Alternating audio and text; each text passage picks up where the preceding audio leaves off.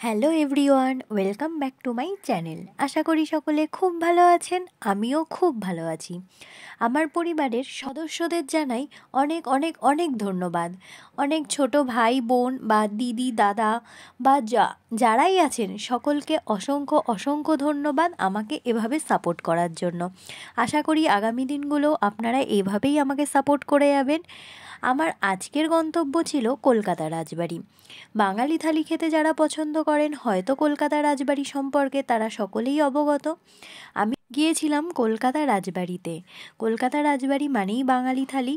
আর কলকাতা রাজবাড়িতে যখনই যাওয়া হয় না কেন আপনারা সকলেই জানবেন এরকমভাবে বরণ করেই কিন্তু এখানে রেস্টুরেন্টে ঢোকানো হয়।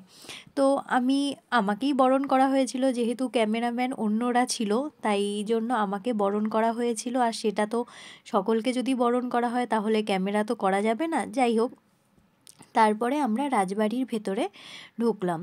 এখানে সিট অ্যারেঞ্জগুলো কিন্তু ফার্স্ট ফ্লোরে চেয়ার টেবিলে বসার অ্যারেঞ্জ করা আছে, সেকেন্ড ফ্লোরে দরবারি টাইপের বসার অ্যারেঞ্জ করা আছে, আর থার্ড ফ্লোরে আবার চেয়ার টেবিলে বসার অ্যারেঞ্জ করা আছে। তো থার্ড ফ্লোরে বেশ ফ্যামিলিতে অনেকজন থাকলে আপনারা থার্ড ফ্লোরে চেয়ার টেবিলে বসতে পারবেন। আর ফার্স্ট ফ্লোরে চেয়ার টেবিল অ্যারেঞ্জ রয়েছে, কিন্তু সেটা অনেকটা কম পরিমাণে রয়েছে। আর দরবারি স্টাইলে যারা বসে একটু রাজবাড়ির উপভোগ নিতে পারেন তাহলে আপনাদের ভালোই লাগবে। তো আমরা প্রথমে ঢুকতেই সিঁড়ির মুখে দেখলাম এরকম খুব সুন্দর করে বেশ সাজানো গোছানো, বেশ ভালোই লেগেছে। আর যেহেতু এটা রাজবাড়ি হচ্ছে বাঙালি থালির আয়োজন করা হয়, তো এখন আমরা জানি ট্রেন্ডিং চলছে আইবুড়ো ভাত পর্ব, এছাড়া বার্থডে সেলিব্রেশন, আর আমাদের বাঙালির তো 12 মাসে 13 পার্বণ লেগেই থাকে। যাই হোক, এখানে কিন্তু বেশ কুলো টোপর গাছছড়া সব কিছুই রয়েছে বিয়ের আয়োজনে যা যা থাকে। আইবুড়ো ভাত পর্ব যদি আপনারা কারোর দিতে চান তো এখানে এসে বললে তারা কিন্তু খুব সুন্দরভাবে আপনাদেরকে আয়োজন করে দেবে। আর হ্যাঁ, কলকাতা রাজবাড়ির অ্যাড্রেস হলো, আপনারা যদি বাই মেট্রো আসতে চান, বাই মেট্রো কালীঘাট নামবেন। কালীঘাট থেকে অটো ধরলেই যুগলস মিষ্টির দোকান বা মিষ্টান্ন ভাণ্ডার বললে তার সামনে নামিয়ে দিলে সেখান থেকে 2 মিনিট হাঁটা পথেই হচ্ছে কলকাতা রাজবাড়ি। বা কেউ যদি বাই ট্রেন আসতে চান, বাই ট্রেন হচ্ছে বালিগঞ্জ স্টেশন। বালিগঞ্জ স্টেশন থেকে অটো ধরলে যুগলস মিষ্টির দোকান, সেখান থেকে হেঁটে কলকাতা রাজবাড়ি। এছাড়া তো গুগল ম্যাপ আছে, কারোরই কোনো প্রবলেম হওয়ার কথা নয়। আর তাছাড়া কলকাতা রাজবাড়ি সম্পর্কে আমার মনে হয় সকলেই কম বেশি জানে। আর এখানে দেওয়ালে আপনারা দেখতেই পাচ্ছেন বেশ বাঙালিয়ানার মতো খুব সুন্দর করে সাজানো, পাখা টাকা দেওয়া। আর আমরা এই ছোট্ট ছোট্ট দুটো পাখির দেখা পেয়েছিলাম। তারপর আমরা সিঁড়ি দিয়ে চলে গেছিলাম দরবারি বৈঠকখানা, যেটা ওখানে আমরা চেয়ার টেবিলে বসিনি, আমরা বৈঠকখানাতেই বসেছিলাম। বেশ ফাঁকাই ছিল। আর এখানকার সিট অ্যারেঞ্জগুলো আপনারা দেখতে পাচ্ছেন ঠিক এরকম ছোট ছোট সামনে টুল ছিল, আর দুপাশে দুটো ছোট কোলবালিশ টাইপের যেমন থাকে ওরকম, আর পেছনে হেলান দেওয়ার জন্য একটি গদি টাইপের ছিল। বেশ ভালোই লেগেছিল, একটু আরাম কেদারা মতো, বেশ আরাম করে খাওয়া দাওয়া করা যায়। আমরা কিন্তু দরবারি যে বৈঠকখানা সেখানে বসে আমরা বেশ বাঙালিয়ানাটা বেশ ভালোভাবেই উপভোগ করেছিলাম। আপনারা চাইলে চেয়ার টেবিলে বসতেই পারেন, সেখানে গিয়ে আগে প্রথমে আপনাদের নাম ফোন নাম্বার লিখিয়ে নিতে হবে। তারপর আপনারা ওখানে যেখানে সিট অ্যারেঞ্জ করবেন সেখানেই আপনারা বসতে পারবেন। আশা করি এখানে কোনো অসুবিধা হবে না। আর যারা গাড়ি নিয়ে যাবেন, পার্কিংয়ের কোনো সমস্যা নেই।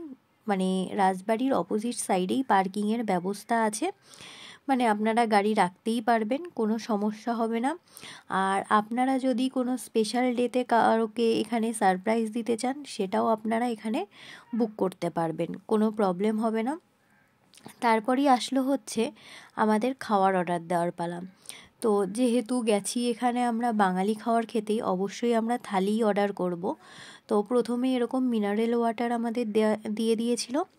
তারপর আমরা মেনু ডিসাইড করলাম আমরা আইবুড়ো ভাত থালি যেটা আছে সেটাই নেব। আমাদের প্রাইস পড়েছিল জিএসটি বাদ দিয়ে 1049 টাকা। তো তাতে প্রচুর মেনু ছিল। প্রথমে ওয়েলকাম ড্রিঙ্কস হিসাবে আমাদের এসেছিল হচ্ছে গন্ধরাজ ঘোল। মানে গন্ধরাজ ঘোলটার মধ্যে ঘোল তো আমরা কম বেশি সবাই খেয়েছি, কিন্তু বেশ একটা গন্ধরাজ লেবুর ফ্লেভার ছিল, আমার খুব ভালোই লেগেছে। আর আমার ভিডিও যারা আগে পরে দেখেছেন তারা দেখবেন আমি গন্ধরাজ লেবুর একটা আইটেম রান্না করেছিলাম, মানে গন্ধরাজ লেবুর ফ্লেভারটা আমার কিন্তু বেশ ভালোই লাগে। প্রথমে গন্ধরাজ লেবুর ঘোলটা দিয়েছিল, তারপরে আমাদেরকে এসেছিল স্টার্টারে ফিশ ফ্রাই। এই ফিশ ফ্রাইটা কিন্তু গন্ধরাজ ফিশ ফ্রাই ছিল, আর হচ্ছে গন্ধরাজ চিকেন পকোড়া ছিল। আপনারা দেখতেই পাচ্ছেন ফিশ ফ্রাইটা অনেকটা বড় ছিল, আর সত্যি কথা বলতে ফিশ ফ্রাইটা খেতে অসাধারণ ছিল। ফিশ ফ্রাই কম বেশি আমরা সকলেই খাই, কিন্তু বেশ একটা গন্ধরাজ লেবুর ফ্লেভার ছিল। আর থালিতে আমাদের ছিল ভাত, ঝুরি আলু ভাজা, বাসন্তী পোলাও, পাঁপড়, লেবু লঙ্কা, আর দেখতে পাচ্ছেন ডাল আর ছানার ডালনা, মানে এটা কিন্তু অসাধারণ ছিল। আর কচু পাতার চিংড়ি আমরা আশা করি সকলেই খেয়েছি, কিন্তু এখানে দেখলাম এটা হচ্ছে লাউ পাতা চিংড়ি, মানে লাউ পাতা দিয়ে চিংড়ি করেছে। এটা আমার অ্যাভারেজ লেগেছে, খুব বেশি ভালো লাগেনি। আর করেছে হচ্ছে ভেটকি পাতুরি ছিল, আর ভেটকি সর্ষে ছিল। আমি ভেটকি সর্ষেটাই নিয়েছি। গলদা চিংড়ি ছিল, চিকেন আর মাটন ছিল। তো আমি চিকেনটা খুব একটা পছন্দ করি না, এই জন্য আমি মাটন নিয়েছিলাম। আর ছিল হচ্ছে 2 রকমের মিষ্টি, 2 রকমের, একটা হচ্ছে রসমালাই ছিল, আর একটা ভাপা সন্দেশ ছিল, আর ছিল হচ্ছে পায়েস। ব্যাস, এইটাই ছিল হচ্ছে আমার আইবুড়ো থালির মেনু। তো প্রত্যেকটা আইটেম যথেষ্ট ভালো। গলদা চিংড়ির সাইজ তো মানে অসাধারণ, আমি চিংড়ি খেতে পছন্দই করি। আর সত্যি বলতে মানে এতটা খাওয়ার ছিল, একার পক্ষে শেষ করাটা সম্ভব নয়, আপনারা কিন্তু শেয়ার করেও নিতে পারেন। তো খাওয়ার দাওয়ার পর্ব আমাদের শেষ হয়ে গেছিলো। তারপর আমাদের লাস্টে দেওয়া হয়েছিল এরকম মানে বেশ পিতলের থালায় পান মশলা এগুলোই। তো আজ এইটুকুই, ভালো লাগলে অবশ্যই সাবস্ক্রাইব করে পাশে থাকবেন। টাটা।